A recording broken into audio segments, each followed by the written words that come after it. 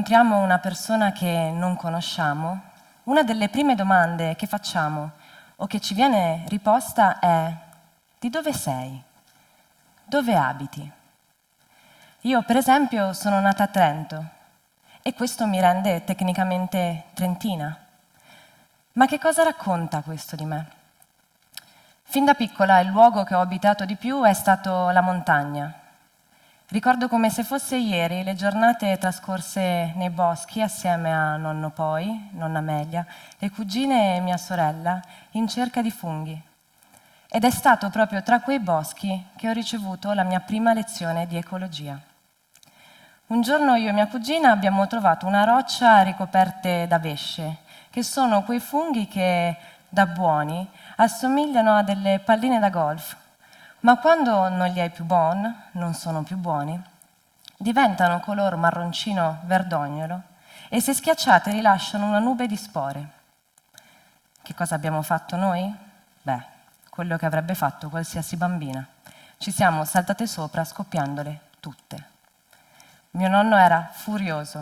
Ogni volta che vedeva un fungo rotto per terra diceva che se qualcosa non può essere mangiato, non vuol dire che debba essere distrutto. Le vesce, infatti, normalmente rilasciano le spore quando la superficie invecchiata del fungo viene forata dalle gocce di pioggia. E noi, distruggendole, ci siamo inserite in questo delicato equilibrio. Sentiamo spesso associare ai luoghi naturali da proteggere la parola habitat, che deriva proprio dal termine latino abitare. Per gli animali, per farla semplice, è un luogo dove trovare rifugio, cibo e un partner con il quale riprodursi. Per l'Homo sapiens, attraverso secoli di evoluzione, l'habitat è diventato quello urbano, quello della città. Ma noi abbiamo una particolarità.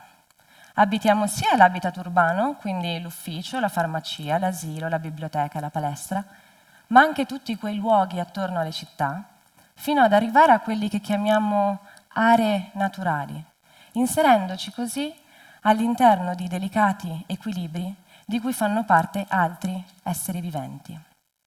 Il racconto di tutte quelle vesce, di quei funghi di cui vi dicevo prima, ci mostra di come possiamo compromettere la sopravvivenza di altri organismi abitando a nostra volta un luogo.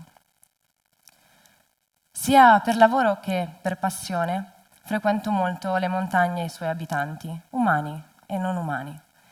Il progetto di ricerca del mio dottorato si propone di studiare l'impatto dei cambiamenti climatici e delle attività umane sugli uccelli d'alta quota.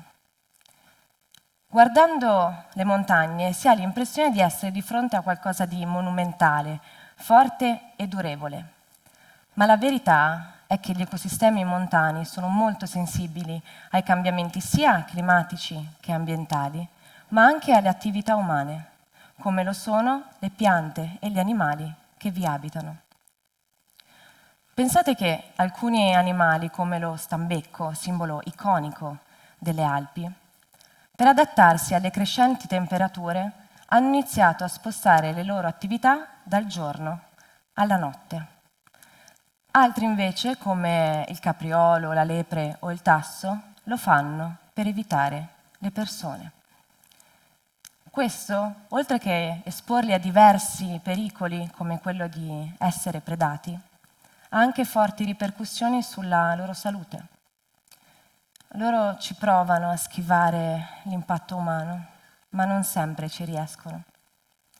Un giorno, durante una cena, un conoscente mi ha detto: in un certo senso, anche noi che pratichiamo sci d'alpinismo tuteliamo la natura, perché chi pratica sport outdoor non può che amare la natura.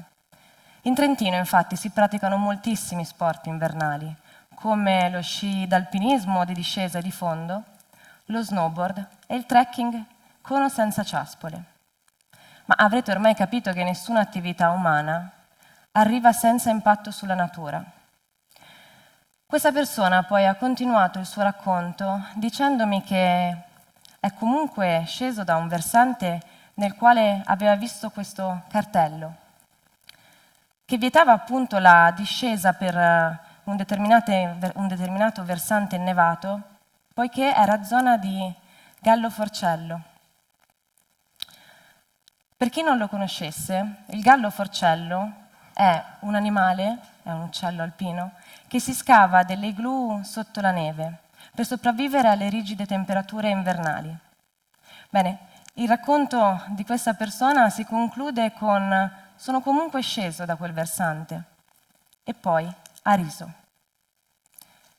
Quanti di voi si rivedono in questo comportamento? Sapreste dirmi dove sta l'amore per la natura? Quel cartello era stato appunto messo lì per proteggere questo gallo forcello e in un periodo dove molti confondono il possesso con l'amore, è bene ricordare che l'amore passa attraverso il rispetto dei confini che vengono messi non per dividere e separare, ma per garantire uno spazio sicuro all'interno del quale ogni essere vivente possa vivere con libertà e dignità. Laddove c'è possesso, è in atto una dinamica dove c'è qualcuno che si serve dell'altro.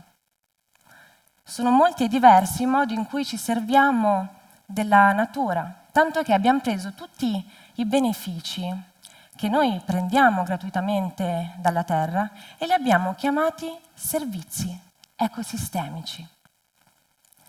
La parola servizi mi fa venire la pelle d'oca ogni volta che la pronuncio, perché sembra che non riusciamo proprio a fare a meno di dare un valore utilitaristico alle cose per poterle riconoscere e quindi proteggere. Questi servizi ecosistemici sono moltissimi, da quelli culturali e ricreativi di cui abbiamo parlato finora, fino a quelli fondamentali per la nostra di sopravvivenza, come la produzione di ossigeno regalata dalle piante sulla terra e dal plancton negli oceani.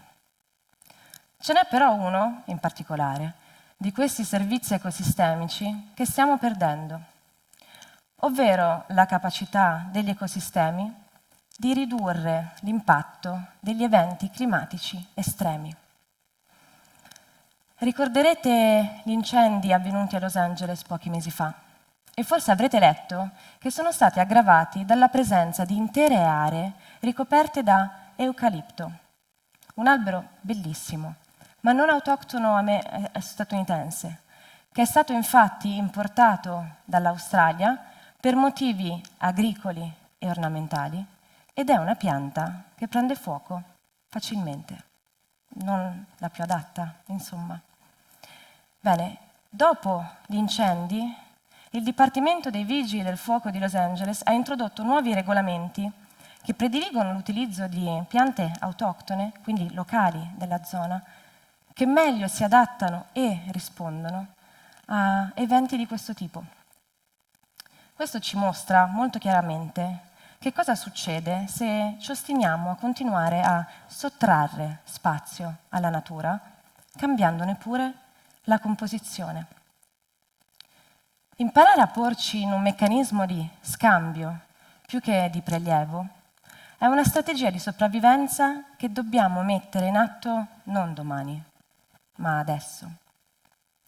Ed è proprio questo quello che si propone di fare la recente direttiva europea chiamata Nature Restoration Law, su cui tutti verremo chiamati a partecipare in modo attivo e che mira al ripristino di diversi habitat ed ecosistemi, proteggendo sì piante e animali, ma anche tutte le persone che vi abitano, portando quindi benefici che vanno al di là della tutela della biodiversità. Non vorrei parlare di soldi, ma penso che a volte sia necessario. Pensate che investire €1 nel ripristino della natura produce un ritorno economico che varia da 8 a 38 euro.